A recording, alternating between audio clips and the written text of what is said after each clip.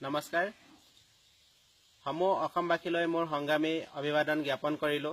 মই শ্ৰী অভিজিত গগৈ, পিতা মৃত হৰিচন্দ্ৰ গগৈ, ঘৰ মোৰ মৰাণত, জিলা ডিব্ৰুগড়। মই 2012 চনত চেন্নাই SRM ইউনিভাৰ্চিটিৰ পৰা বিজ্ঞান ও প্ৰযুক্তিবিদ্যাত স্নাতক ডিগ্ৰী লৈ সেই সময়তে 2012 চনৰ পৰাই হিটাচি নামৰ এটা কোম্পানীত নিজকে কৰ্মৰত কৰাই আছিলোঁ এজন ছফ্টৱেৰ ইঞ্জিনিয়াৰ হিচাপে।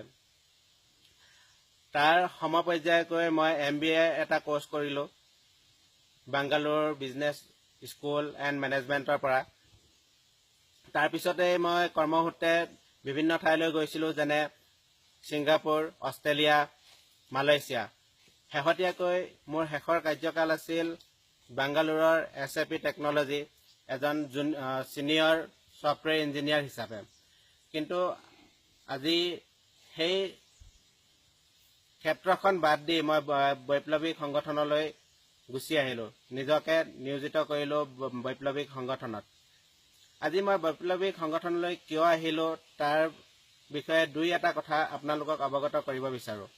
অসমৰ প্ৰেক্ষাপটত যদি আজি চাওঁ, যি হৈ আছে এয়া সঁচাই দুৰ্ভাগ্যজনক অসমীয়া জাতিটোৰ বাবে। অসমীয়া জাতি আজি সংকটৰ গৰাহত। আমি কাক আস্থাত ল'ম? বিভিন্ন ধৰণৰ নিৰস্ত সংগঠন অসমত আছে যদিও সেই সংগঠনসমূহক আমি আজিলৈকে আস্থাত ল'ব পৰা নাই। তাৰ কাৰণসমূহ নিশ্চয় আপোনালোকে জানে।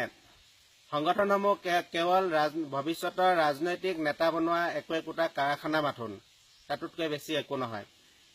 এই চেগতে মই নৱপ্ৰজন্মৰ সেইসকল সকলো সেনানীক, সেইসকল সকলো নৱপ্ৰজন্মক মই মোৰ ফালৰ পৰা আহ্বান জনাওঁ, যাতে তেওঁলোকেও জাতিটোৰ বাবে কিবা এটা ভাবক আৰু যি জাতীয়তাবাদ মনত আছে সেই ভাৱখিনি মনতে গুপুতে নাৰাখি মোৰ দৰে তেওঁলোকো আহক আমাৰ ওচৰলৈ।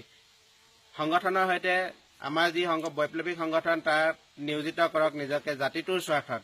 আজি যদি আমি এনেকৈ ওলাই নাহোঁ, তেতিয়া আমাৰ হকে আন কোনো নাহে। এদিন আমি এনেকৈ শেষ হৈ যাম। উদাহৰণস্বৰূপে আমাৰ চুবুৰীয়া ৰাজ্য ত্ৰিপুৰা আছে, তেনেকৈ আমেৰিকাৰ দৰে আপোনাৰ দেশসমূহতো তাৰ যিবিলাক খিলঞ্জীয়া মানুহ আজি অস্তিত্বহীন।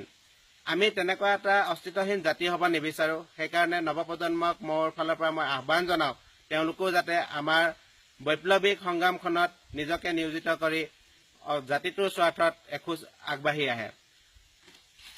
এইখিনিতে মই সেইসকল পিতৃ মাতৃকো মই আজি এই মঞ্চৰ পৰাই ক'ব বিচাৰোঁ, মোৰ পিতৃ মাতৃয়েও হয়তো ভবা নাছিল যে মই এনেকৈ ওলাই আহিম, আৰু আপুনিও হয়তো ভবা নাই।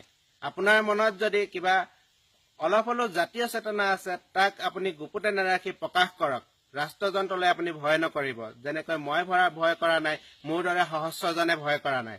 আপুনি আজি ভয় কৰাৰ পৰিণাম আপোনাৰ পুত্ৰই কিন্তু এটা বেলেগ এটা দিশত লৈ যাব, যাৰ কাৰণে আজি মোৰ মাতৃৰ নিচিনা আপুনিও এদিন কান্দোনত ভাগি পৰিব।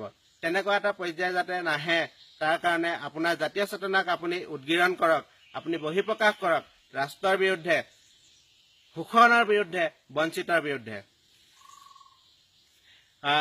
মই বিশেষ নকওঁ, ইয়াক ইমানখিনিয়ে মই কওঁ। আমাৰ বাবে আমাৰ বৈপ্লৱিক সংগঠন সদায় অমৰ, সদায় জিন্দাবাদ। আলফা স্বাধীন জিন্দাবাদ। জয় আই অসম।